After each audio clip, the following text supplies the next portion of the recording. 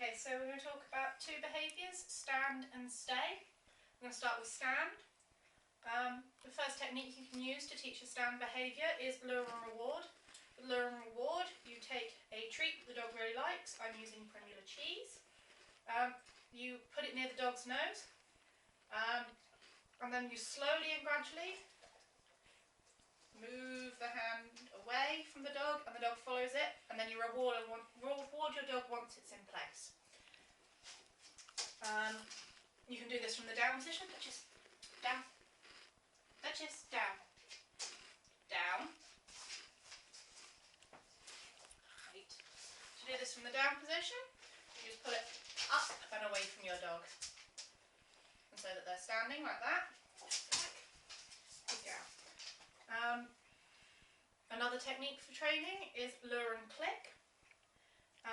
For this you use a clicker. Now to use a clicker, if your dog's used a clicker before each training session, remember to charge your clicker. This means to give a click and then a treat, a click and then a treat. Oh, got some on your nose. Do this around 10 times. It just reminds your dog that clicker means treats coming. If you've never used a clicker before with your dog, take 5-10 minutes just to work on just this, and just keep clicking and then treat, clicking and then treat. You want to do this when your dog's not fully paying attention at times as well. And if they turn to look at you and that click, then you know that they've definitely understood that, ooh, did someone say treat? The advantage of using lure and click over lure and reward is that the clicker acts as a precise marker for your dog. Everyone's been there where the dog's done the behaviour and you're there fumbling around in your pocket trying to find the treat, or the cheese isn't coming out the tube in this case fast enough, and the dog could have done another behaviour in that time and think they're being rewarded for that behaviour instead. Another way of teaching the stand is targeting. It's also very similar. With targeting, you can use a target stick where you can get your dog to follow the target stick with its nose. You can also do this with a hand or a post-it note. Duchess, touch it. And to do that, you do the same. Touch it. You're looking at the cheese. Touch it. Okay, well what you do is you get the dog to touch your hand, and then you pull it away slowly, very similar to lure and reward, and then when they're in the stand behaviour, you then reward them. You don't get anything because you didn't do it, I'm sorry. You can also free shape this behaviour. With free shaping, you wait for the dog to offer the behaviour, to start the behaviour naturally. So for example, if Duchess starts to get up, she's not going to. If I take another step away. No. Okay, you wait for the dog to start the behaviour naturally, and as soon as their bum comes a fraction off the floor, you reward them, or you can click and then reward. Again, clicking slightly more accurate, as it acts as a more precise marker for your dog. You can use, and then you build up your expectations slightly each time. So they've got to be slightly further off the floor, and further until eventually you're expecting them to be stood before getting a reward. You can also do free shape, we've just explained free shaping, capture a behaviour. So you can wait for them to stand and then reward them. You just like sitting, don't you? Come on. Good girl. So you wait for the behaviour to happen naturally and then reward them for the behaviour. And then you can also do stimulating. So to stimulate a behaviour, you create an environment in which the behaviour is more likely. So the environment we're in today is, we've got a hardwood floor, so she's less likely to want to sit or lie down. Although Duchess seems to want to sit down anyway. But she's more likely to want to stand. You can also model the behaviour. So with modelling, leave it. You physically manipulate the dog into position. So you hold them and then say stand, and then get them to stand.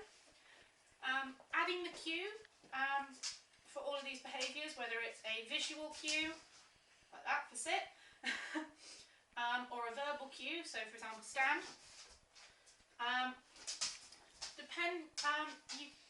Some trainers say that you should start training straight away with the cue. So to do that you would, from the very beginning, say stand and then lure them into behaviour using lure and reward, for example. Others say you wait until you know that the dog knows exactly what they're doing, and then when you're confident that the dog knows what the behaviour is, then you add in the cue before doing it then. So we're going to move on to the stay. We're going to do targeting. So we're going to use the target map. So to target this, you put the dog onto the target map, sit, and then you can build up duration by rewarding them for saying well done. For staying on the map for a second, then wait a little bit longer and build it up gradually.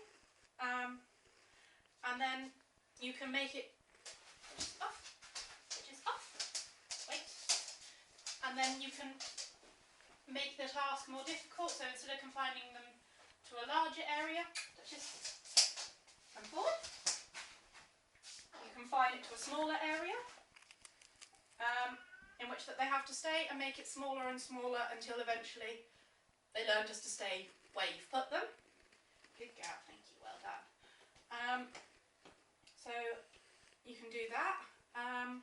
You can also free shape a stay. So when free shaping, you wait for a moment in time where your dog is still, and then so she's still, I click and reward because she stayed still. And then I'd wait I'll do this a few times, and then I'd wait for 2 seconds, so she stayed for 2 seconds, I'll reward her, and you can increase the amount of time. You could do this in 1 second added each time, 2 seconds added each time, however many seconds you feel comfortable adding. But if your dog, say for example you've been asking for a 3-second stay before, and now you think your dog's ready to move up to a 5-second stay, and they don't manage that 5-second stay, then you need to drop it back down to the 3 seconds, and then that 3 second, keep going at that 3 seconds because it means your dog hasn't fully understood what you're asking of them, and then try again with the 5-second stay slightly later on. Again, you can capture a stay. Duchess here is very good for this one. You wait for the dogs to stay for however long you're waiting the stay for. So if I wanted a 10-second stay, Duchess is still. So I count 1, 2, 3, 4, 5, 6, 7, 8, 9, 10. And then I'd reward her. So you've just captured that stay. One great way of capturing a stay is waiting for them until they're tired. And they're staying on their bed. That's an easy way of capturing it. However, if you've got an overly excitable dog who happens to notice when you've got treats in your pocket, this can make it difficult. You can also stimulate a stay. So you can put, say, if you were like, you could put a barrier between yourself and the dog. Just stay, stay. Means they're less likely to want to follow you. You could do this with a fence, a chair, a stair gate, something like that. Stop them, it encourages them to not follow you. You can also model the stay. Come here. So to model the stay, you could get somebody to hold the dog's collar, hold the dog's lead to prevent them from following you. You could tie them to a fence if you're on your own to build up that distance. The final technique I'm going to talk about for teaching a stay is 300 peck. 300 peck was based on an experiment done with pigeons, and the researchers stated that if you could get a pigeon to peck 300 times for 1 reward, they could do it infinitely for that 1 reward. So they've this has also been now applied to dogs. This is useful for building up the duration of your stay. So to do this, you would count to 1 and reward. I'm clicking and rewarding. You can just do reward. And then you count 1, 2, and then reward. Then you do 1, 2, 3, and reward. And again, if at any point your dog doesn't understand, doesn't make it to the number that you're counting to, you start back again from 1. The downside to this method is you have to be incredibly patient. It can take a long time. You probably won't fit it all into one training session, but it's an incredibly effective way of doing it. Again, you can do this for distance, so you can take 1 step away and reward, or click and reward as I've just done, stay, 2 steps, and so on and so forth until you get to 300. So now we're going to talk a little bit about building up a relationship with your dog. So one of the ways in which you can build up a relationship with your dog, as the Duchess is looking lovingly and dotingly at me, because she's come to associate me with the tasty treat. So if you do lots of training, positive training with your dog, giving them lots of treats, lots of reward, playing toys with them as a reward for training, they're more likely to want to come near you.